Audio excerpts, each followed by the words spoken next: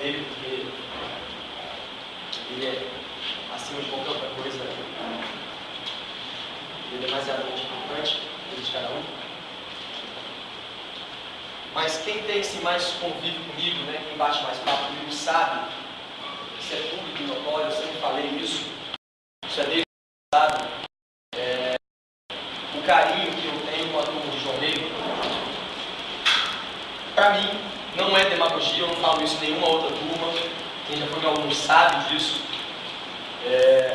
Para mim, João Neiva é a menina dos olhos.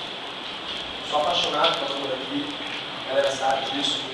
Falo isso dentro da fundação, só não falo isso das outras turmas, porque seria antiético da minha parte.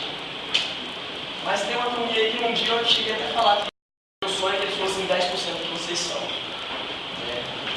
Quem estava aqui no ano passado não lembra disso. De quem eu estou falando. Mas enfim. Então, é um pouco mais complicado a gente sempre chegar no fim, todo o fim de um relacionamento, sobretudo um relacionamento amoroso. Quando tem aquele relacionamento de tapas e beijos, você liga o foda-se, né? Tchau. Mas um relacionamento que é bacana, um relacionamento que é gostoso, entre um casal, ou entre um professor de uma turma, é sempre marcante. Antes de eu queria agradecer pelo resultado da minha avaliação que vocês fizeram. Novamente, a turma de João Ney foi a turma que melhor me avaliou. Então, eu acho que isso é a reciprocidade. Quando a gente, sei lá, não tem palavras para dizer, o carinho, e quando a gente vê o resultado lá, a gente vê que é recíproco. Isso é gostoso. Mas não é de avaliação de professor, e não é de carinho que eu tenho com vocês que eu quero falar. E sim, de alguns pontos que eu acho pertinente na vida de vocês, sobretudo nesse momento. E a primeira coisa é lembrar uma frase que todo ano eu faço isso. Quem me viu aqui pela primeira vez esse ano, quem me viu pela segunda, quem me viu pela segunda vez, acredito que não tenha visto dessa maneira. Mas quem me viu aqui na primeira aula, quando eu falei uma frase, certamente a pessoa que me viu pela primeira vez imaginou que eu era tanto quanto arrogante quando eu disse a frase em que eu falei o seguinte: no final do ano, nem metade dessa turma termina. Quem estava aqui no primeiro dia de aula lembra disso. E é claro que alguns de vocês devem ter olhado para mim e falado: pode ser baixinho falando um troço desse? Esse cara é ridículo, está se achando, cara tirado. Pois é. Agora a gente olha para o lado e mais uma vez a gente vê que infelizmente não está errado. A turma não está vazia, mas a quantidade de alunos que entraram no meio do caminho para que essas cadeiras estivessem agora ocupadas, só vocês sabem. Tudo na vida tem dois lados. Tem o lado negativo de pessoas que abandonaram no meio do caminho, e infelizmente a maior parte dessas pessoas por um motivo que não é um motivo plausível. E por outro lado, eu prefiro olhar para aquelas pessoas que chegaram aqui no início do ano e persistiram até agora. Galera, aqui vai ser difícil, velho. Aqui vai ser foda. Ontem eu despedi da turma lá, foi tranquilo, velho. Ó. Deixa eu beber água aí também. Acabou, seu ridículo. Bem, galera, é óbvio que nem todos aqui vão passar no vestibular. Não estou falando de nenhuma novidade, é claro. Não tem lugar para todo mundo. Quem dera se isso fosse possível. Mas eu queria começar o que eu tenho para falar dizendo isso. Sabe por quê? Tem vários alunos aqui que sabem exatamente do que eu estou falando, porque não passaram o ano passado. Então aqui, firme e forte, se dedicando, abdicando de determinadas coisas, em virtude de um objetivo, de um sucesso.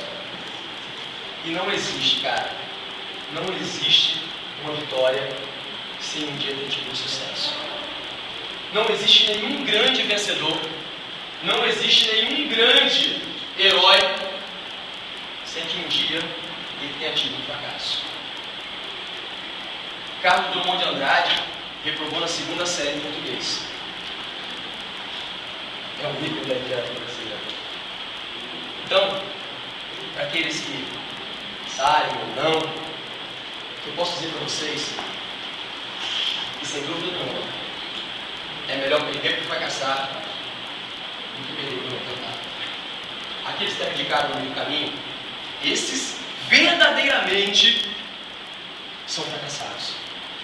Aqueles que lutam, que buscam, esses não. Eles podem fracassar, mas o sucesso, esse é vindouro. Isso acontece. E acontece, acredite, cara, no momento certo. Eu falei hoje mais cedo, né? Que Deus escreve certo por linhas certas. A gente que às vezes não tem a sensatez de compreender isso. Eu comecei o ano falando uma frase, eu queria terminar falando a mesma. A frase é uma pessoa querida, Paulo Coelho, que diz que é justamente a possibilidade de transformar um sonho em realidade que torna interessante. Vocês que lutaram, abdicaram no desejo, no sonho, e abdicaram dos finais de semana, de suas noites, do namorado, da família, seja lá do que for. Todos vocês têm um sonho. O meu papel, não para realizar sonho, mas para tentar fazer uma gota de água no oceano, nesse sonho de vocês, foi feito durante o ano. Mas, gente, acredite, o sonho de vocês, o futuro de vocês, não está em vocês passarem no vestibular. Não está em vocês estarem fazendo PUC, de vocês terem passado numa prova para fazer PUC. O futuro de vocês começou quando Deus te deu o dom da vida. Começou ali. O futuro de vocês, ele é construído a cada instante. O futuro de vocês é feito a cada passo que você dá. E na boa, deem passos, mas passos consolidados, passos sensatos, na incerteza. Procure o melhor caminho. E nem sempre o melhor caminho é aquele mais fácil.